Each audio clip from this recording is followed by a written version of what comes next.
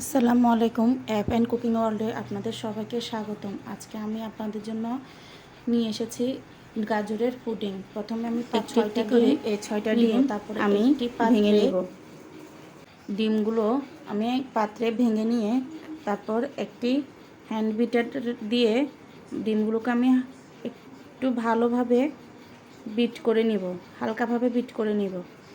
Bit করার পরে আমি এখানে দিয়ে দিব মাঝারি চামচের 3 চামচ চিনি।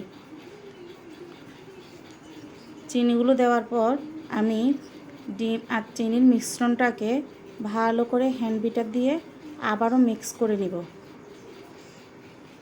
এভাবে নেড়ে নেড়ে নেড়ে নেড়ে আমি মিক্স করে নিব।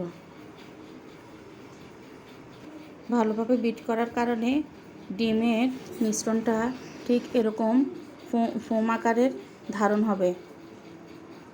দেখেছেন, ঠিক এরকম ফোম ফোম হবে। এখন আমি এখানে দিয়ে দিব 1 কাপ নর্মাল টেম্পারেচারে থাকা তরল দুধ। দুধটা দিয়ে আমি এখন আবার হ্যান্ড বিটার দিয়ে ভালো করে ডিমের মিশ্রণটার সাথে দুধটা মিশিয়ে নিব। দুধটা মিশানো হয়ে গেলে এখানে আমি আগে থেকে গাজর সিদ্ধ করে 1 কাপের মতো ব্লেন্ড করে নিয়েছি। এখন এই গাজরের পেস্টটা আমি দুধের সাথে অল্প অল্প করে ঢেলে মিক্স করে নেব। হ্যান্ড বিটার দিয়ে এভাবে দুধ আর গাজরের মিশ্রণটাকে ভালোভাবে আস্তে আস্তে নেড়ে নেড়ে মিক্স করে নিতে হবে। ভালোভাবে মিক্স করার পরে পুডিংয়ের কালারটা ঠিক এরকম আসবে। দেখেন, আমি ভালো করে গাজরটাকে দুধের সাথে মিশিয়ে ফেলেছি। এখানে আগে থেকে আমি একটি পাত্রে ক্যারামেল তৈরি করে রেখেছিলাম।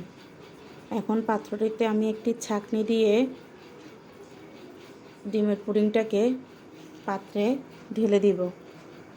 পুডিংটা ছেঁকে নেওয়ার কারণে ডিম আর গাজরের যে শক্ত যে আবরণগুলো থাকে সেগুলো ছাঁকনির মধ্যে থেকে যাবে। ওগুলোকে আমি একটি হ্যান্ড বিটার দিয়ে ভালোভাবে ছেঁকে নিব।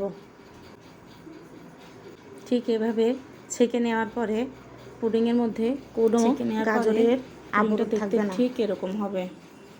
এখন আমি একটি পাত্রে কিছুটা পানি দিয়ে 30 মিনিটের জন্য পুডিংয়ের পাতিলটাকে বসিয়ে দিব। 30 মিনিট পর চুলা থেকে পুডিংটা নামানোর পরে দেখেন গাজরের পুডিংটা কত সুন্দর হয়েছে। এভাবে বাসায় আপনারা সহজে তৈরি করে ফেলতে পারেন গাজরের পুডিং।